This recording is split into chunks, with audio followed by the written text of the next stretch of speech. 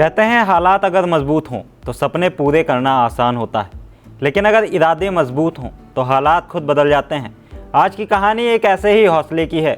उत्तर प्रदेश के बुलंदशहर की रहने वाली गायत्री वर्मा एक साधारण परिवार की बेटी हैं। पिता पंक्चर रिपेयर की छोटी सी दुकान चलाते हैं। सीमित आय, साधारण जीवन, लेकिन सपने बेहद ऊंचे।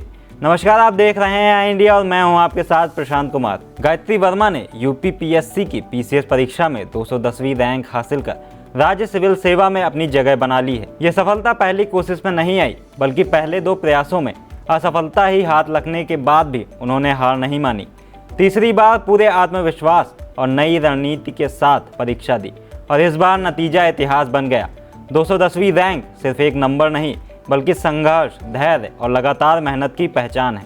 आज की सबसे प्रेरणादायक खबर उन लाखों युवाओं के लिए एक मिसाल बनकर सामने आई है, जो कठिन संघर्ष के बावजूद अपने सपनों को पूरा करते हैं। हम बात कर रहे हैं एक आम परिवार की उस बेटी की, जिसने अपनी लगन, कर्मठता और आत्मविश्वास की बदौलत यूपी पीएससी जैसी कठिन परीक्षा नहीं, बल्कि यूपी पीसीएस यानी पीसीएस परीक्षा में 210वीं रैंक हासिल कर दिखाई। उत्तर प्रदेश के बुलंदशहर जिले की रहने वाली गायत्री वर्मा एक पंक्चर रिपेयरमैन के घर पली बड़ी बेटी हैं। पिता की मेहनत और परिवार की सीमित साधनों के बीच गायत्री ने वह मुकाम हासिल किया है जो कई छात्रों के लिए एक चुनौती रहा है।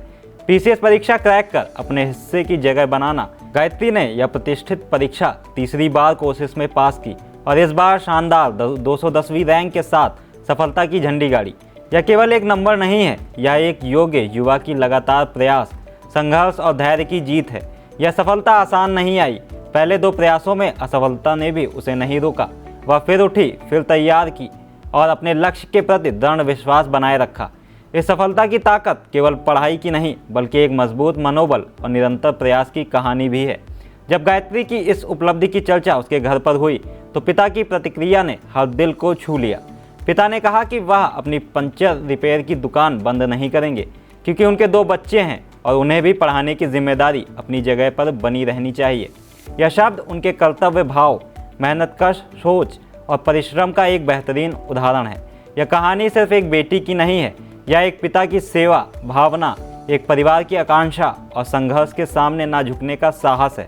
ऐसे मौके पर हम याद रखते हैं कि अदम्य इच्छा शक्ति और निरंतरता हर बाधा को पार कर सकती है। गायत्री की यह उपलब्धि खास इसलिए भी है क्योंकि यह हमें दिखाती है कि परिस्थितियां कठिन हों, संसाधन सीमित हों, फिर भी ठान लेने पर कोई राह कठिन नहीं रहती। कई परीक्षार्थी तो उच्च कोचिंग संस्थानों और महंगी गाइडेंस का सहारा लेते हैं, पर गायत्री ने साधन जुटाने के लिए परिवार के हर संभव प्रयास का सहारा लिया। उनके पिता ने बेटी की कोचिंग फीस भरने के लिए ब्याज पर पैसे भी लिए, ताकि उसकी पढ़ाई में कोई बाधा ना आए।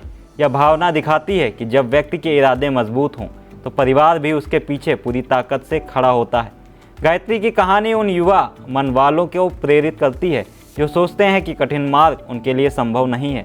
आज वह एक राज्य सिविल सर्विस अधिकारी बनकर अपने सपने साकार कर रही हैं। यह संदेश भी बेहद महत्वपूर्ण है कि शिक्षा और सफलता का मार्ग केवल आर्थिक संसाधन से नहीं, बल्कि आत्मविश्वास और आत्मसमर्पण से तय होता है। यह एक ऐसी सीख है जो हम सभी को, विशेषकर युवाओं को, अपने लक्ष्य के प्रति दृढ़ता से जुड़े रहने का पथ दिखाती है।